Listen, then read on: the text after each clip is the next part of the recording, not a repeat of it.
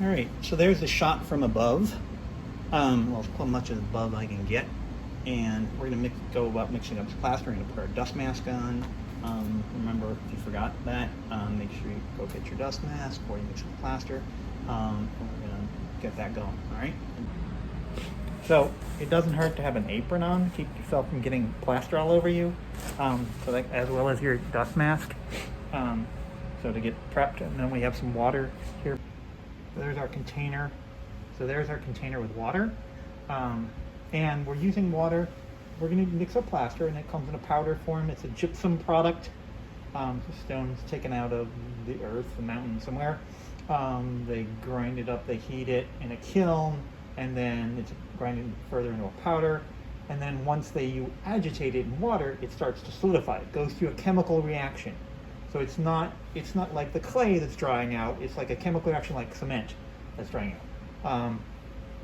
Now there'll be heat from that reaction. You would never want to mix up a whole bucket of plaster, especially a bigger bucket, and to stick your hand in there and wait. One, your hand will be stuck. But the heat from that mass of plaster, you may have seen people doing plaster molds on TV and gauze thin things, but a mass of plaster, like a full bucket like that, will create enough heat to cook the skin off your hand. So don't do that. A lot of people wear gloves. And make sure you wash up your hands and use a moisturizer and keep them clean. And you can use a whisk or somewhere. What is my stick? Sometimes we use these types of containers as well. You might see a lot of these at school. And you see them like this. They got plaster inside them. You can flex that and kind of knock the plaster off and just kind of dump it out into the trash. So you get a relatively clean container. Anyway, we're going to use this guy right here.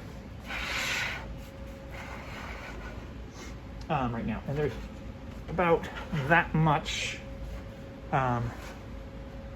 water in there. Where's my fingers? To there. I don't want to have it over halfway because when I mix the powder in, it'll overflow and we'll make a mess. We'll have enough space to mix it. I'm going to use a stick to mix it. I can also use my hands, but we'll use a stick. A stick or a stick?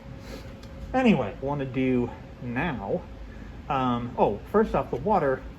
I use warm water. The warmer the water, the faster the plaster will set, up to about 111 degrees. Then it starts going back the other way.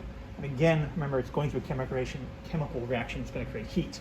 So I get my plaster. We're going to sift in our plaster. If we were weighing this out, U.S. Gypsum #1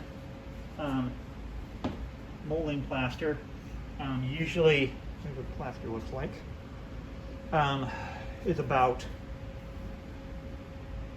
10 pounds of plaster to 7 pounds of water. I hope I think that works. But the method we're going to use, we're going to sift it in. If you want to imagine this with a round bottom bowl, even though I have a dust mask on, I don't want to hover over the dust. Sift it in until I get an island.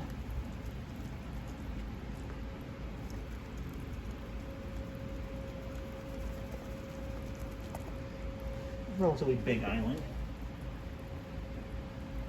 Or sometimes people call it peak. Basically, the plaster is building up from the bottom of the bucket up to you get like kind of an island sticking out. You want to think about the image of a volcano erupting in the bottom of the ocean and building up molten material, and slowly, so you get this triangle mound, kind of cone-shaped mound. Maybe is what we're getting.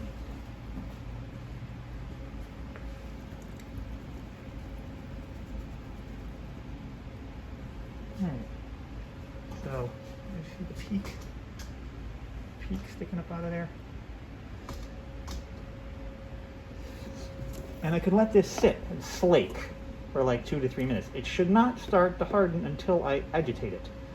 So you could let it sit for a while and let it completely saturate in. But I'm impatient, so I'm going to start mixing it up.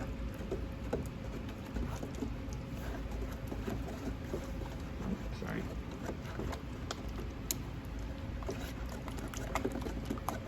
And I want to have it so that it coats. I don't see, say, the wood through it. Here, sometimes I'll stick my hand, so I can't see my skin through it really. It coats my skin fairly well. If it's a little thin, I could add a little bit more into there. Oh, when you're mixing up, also, hands with plaster on them.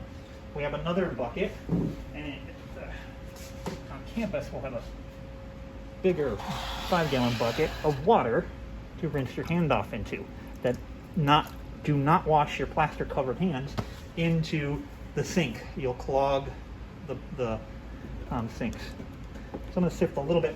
Generally, you don't want to mix more in.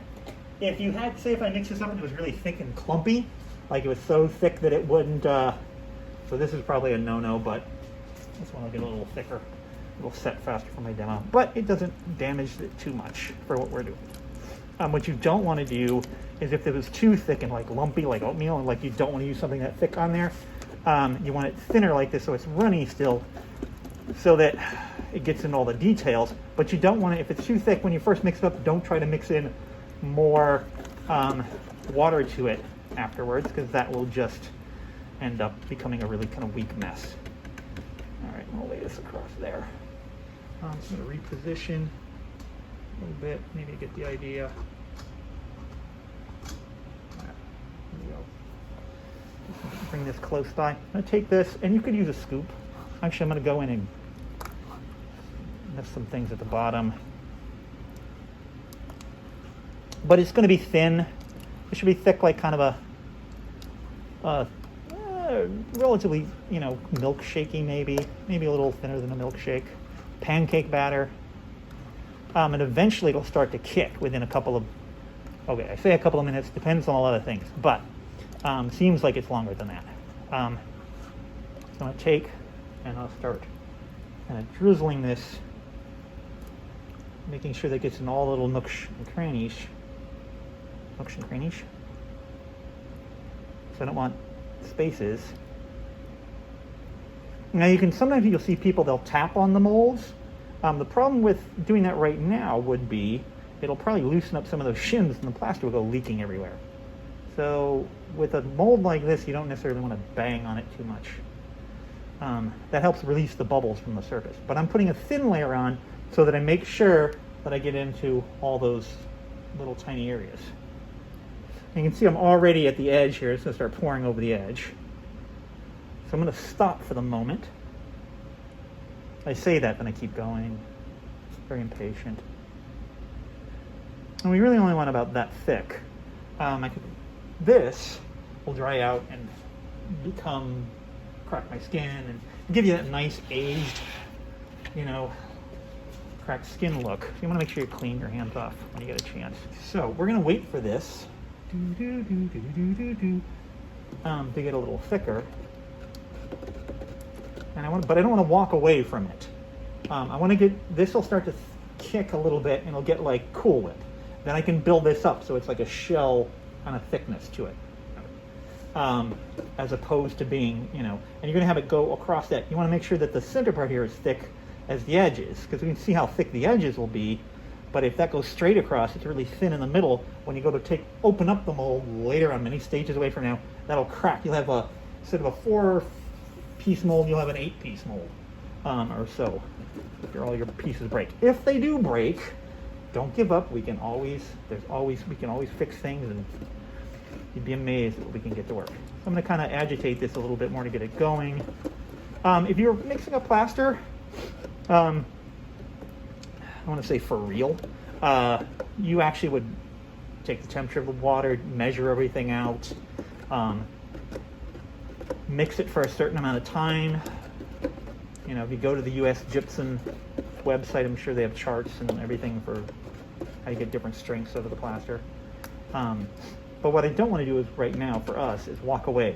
If you walk away and leave this, it'll be hardened. Once it's hardened, it's just a big waste. So try not to waste any plaster. And we're dripping over the edge already there. Try not to waste any plaster. So you don't want to mix up, like don't go get a 5-gallon bucket and mix up the whole thing for this, because that's way too much. Still mixing.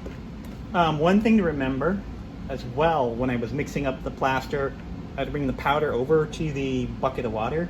Do not bring your bucket of water, because at school we have a barrel of plaster, and if you put the bucket of water on the edge of it and you splash water in, or if you dump the whole bucket of water into the barrel of plaster, you'll have ruined a bunch of the plaster. So don't do that. So let's see, it's getting a little bit thicker. You can see how it's getting a little bit thicker. It's still not like Cool Whip. I'm going to put some on just to kind of keep me entertained. But you can see it's not running as much as it was before. Now, say if I had mixed up way too little plaster and was out of plaster, I could mix up some more and add it to the top of the surface. All right, as it starts to get thicker, we're going to build it up, and it goes about half an inch or so, and then we're going to let it, after we get it completely there, we'll smooth it out a little bit, but we'll let that set for about 20 minutes or so till it's hardened, so it won't crumble apart, and then we'll go back and we'll make on the next section. All right, take care.